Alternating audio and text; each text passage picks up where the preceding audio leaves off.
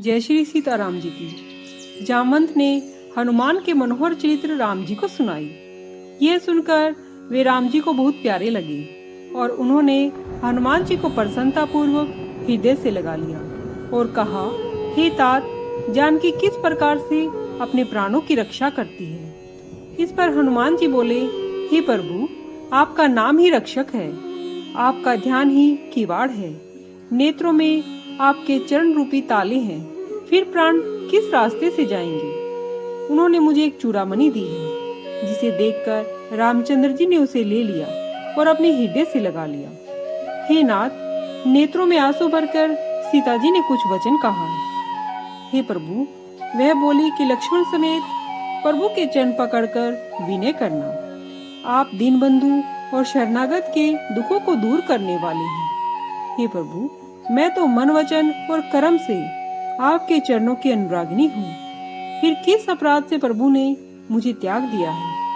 हाँ, एक दोष में स्वीकार करती हूँ कि आपके चरणों से बिछुड़ते ही मेरे प्राण नहीं चले गए। हे नाथ, ये अपराध तो नेत्रों का है, जो प्राणों के निकलने में हट करके बाधा करते हैं। वियोग अग्नि है, शरीर रुई है, श्वास वायु है, क्षण भर में जल सकता है, पर नेत्र अपने हित के कारण जल बरसाते हैं, जिससे विरह से भी मेरा शरीर नहीं जल पाता।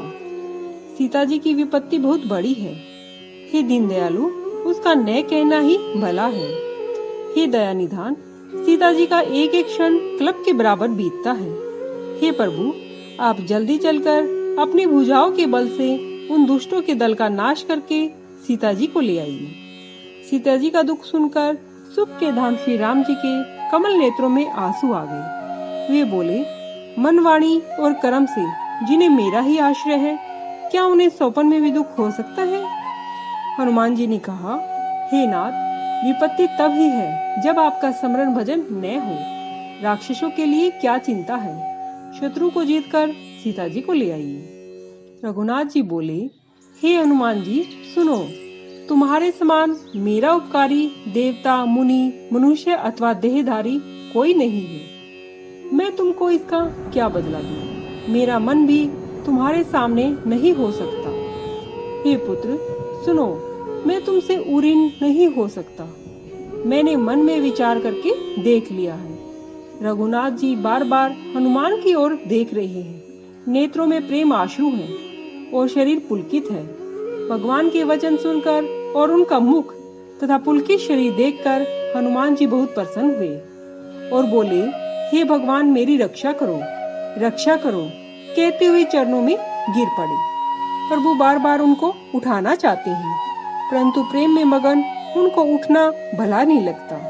भगवान के कर कमल हनुमान जी के सिर पर है। उस दशा को स्मरण कर शंकर जी प्रेम में मगन हो गए। फिर महादेव जी मन को सावधान कर अति सुंदर कथा कहने लगी। प्रभु ने हनुमान जी को उठाकर छाती से लगा लिया और हाथ पकड़कर अपने अति निकट बिठाया।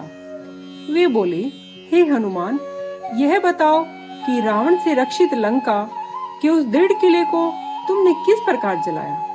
प्रभु को प्रसन्न जानकर हनुमान जी अभिमान रहित वचन बोले। हनुमान जी बोले, हे नाथ, बंदरों में केवल इतना ही बल होता है कि वह एक डाल से दूसरी डाल पर कूद सके। मैंने जो समुद्र लांघकर सरण का नगर जलाया और निशाचरों को मारकर अशोक वाटिका उजाड़ दी। हे रघुनाथ जी, यह आपका ही प्रताप है, इसमें मेरी कुछ प्रभुता नहीं है। हे नाथ, जिस पर आप प्रसन्न हो उसके लिए कुछ भी कठिन नहीं है। आपके प्रताप से रुई हुई अग्नि को भस्म कर सकती है। हे नाथ, सब सुख देने वाली निश्चल भक्ति मुझे कृपा करके दीजिए।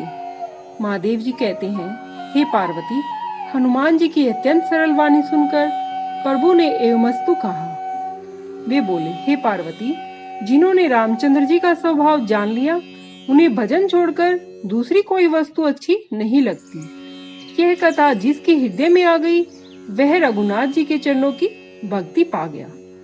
प्रभु के वचन सुनकर बानरों के समूह कहने लगे, दयालु आनंद कंद श्री राम जी की जय हो, जय हो। तब रघुनाथ जी ने सुग्रीव को बुलाया और कहा कि अब चलने की तैयारी करो, अब देर किसके लिए करते हो? शीघ्र ही बानरों को आज्ञा दो। यह लीला देख आकाश से देवता फूल बरसाकर प्रसन्न हो अपने अपने घर चले। सुग्रीव ने शीघ्र ही बानरों को बुलाया। सेनापतियों के झुंड आ गए। बानरों और भालुओं के नाना प्रकार के रंग हैं और उनका बल अतुलित है। वे आकर श्री रामचंद्र जी के चरण कमलों में शीश नवाते हैं। महाबलवान रीछ बानर गरज रहे हैं। श्री राम जी ने बंदरों की सेना देखी और कमल नेत्रों से कृपा दृष्टि उन पर डाली। राम कृपा का बल पाकर वानर मानो पंख वाले पहाड़ हो गए हैं। श्री राम जी ने प्रसन्न होकर गमन किया। अनेक सुंदर शुभ शकुन होने लगे। जिनकी कीर्ति मंगलमय है उनके गमन के समय शकुन होना लीला मात्र है। सीता जी ने भी प्रभु का प्रयाण जान लिया। मानो बाम अंग फड़ककर कह देते हैं, जो जो शकुन जानकी जी को हुए वही अब शकुन रावण को हुए। सेना चली, कोई उसकी सीमा को नहीं पा सकता। अपार बानर व भालू गर्जना कर रहे हैं। नख ही केवल हथियार हैं। कोई वृक्ष, कोई पर्वत धारण किए हुए पृथ्वी अथवा आकाश में इच्छा अनुसार जा रहे हैं। वे सिंहनाद करते हैं और दिशाओं के हाथी डगमगाकर चिंघाड़ते हैं।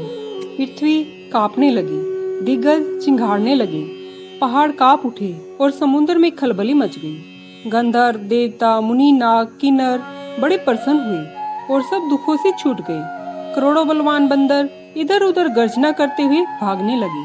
वे सब, हे प्रबल प्रताप वाले कौशलनाथ श्री रामचंद्र जी, आपकी जय हो कहकर गुणवाद गाने लगे। जय श्री सीताराम जी की।